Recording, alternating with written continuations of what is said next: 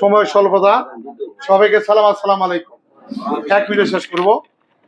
আজকে মার্কাই কুমারপাড়া, টাঙ্গাইল জেলা রিক্সা ইজি বাইক শ্রমিক সমিতি, এটা শ্রমিক যারা মালিকও তারই, তাই না? অনেকেই, যেহেতু এটা রিক্সা এবং ইজি বাইক সমিতি, আজকে এখানে উদ্বোধন হতে যাচ্ছে।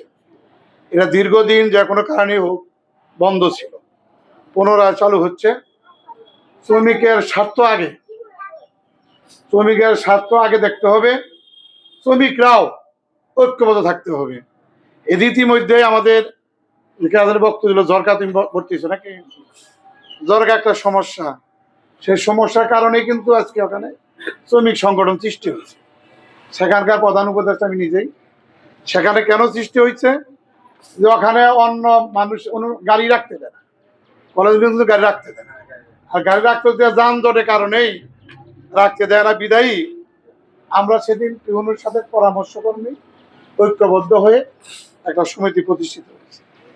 এটা যে কথা না বললেই নয়, ইতিমধ্যে আমাদের জামাল ভুইয়া বলছে যারা শ্রমিক সংগঠন করে নেতৃত্ব দিবেন, তারা অন্তপক্ষে যাদের সিনিয়র সংগঠন আছে, যারা ঘাটাইল আছে, ধলাপাড়া আছে, তাদের সাথে সমন্বয় কইরা এটা কিভাবে আপনারা এই সংগঠন পরিচালিত হয় যদি না জেনে থাকেন কেউ, জানার জন্য ঘাটাইল আছে, অন্য অন্য নেতৃবৃন্দ আছে, তাদের সাথে পরামর্শ করে কিন্তু এই সংগঠন পরিচালনা করতে হবে।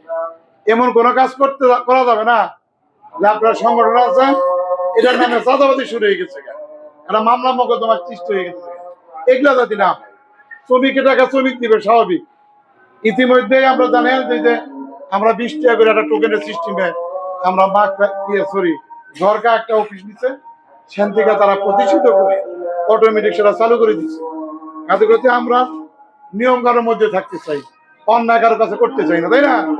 আমাদের গাড়িগুলো সঠিকভাবে চলুক, শ্রমিকরা খেটে খাওয়া, তাদের আয় রোজগারের একটা কর্মজীবন ব্যবস্থা রয়েছে, তারা তাদের সঠিকভাবে পালন করতে পারে। এই জন্য আমাদের উপদেষ্টা মন্ডলী যেহেতু করা হয়েছে, কোন কাজে কর্মে যদি আমাদের প্রয়োজনে মনে করেন, আমি ব্যক্তিগতভাবে শ্রমিকের পাশে থেকে আমি আপনাদের সহযোগিতা করতে চাই।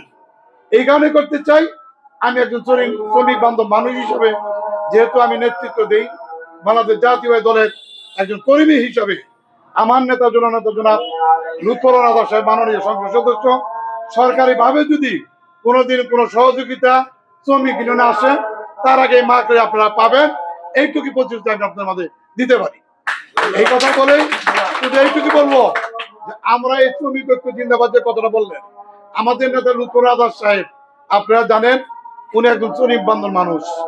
ওনার বাবা সারা বাংলাদেশের শ্রমিক ফেডারেশনের সেক্রেটারি ছিল, তারই সন্তান।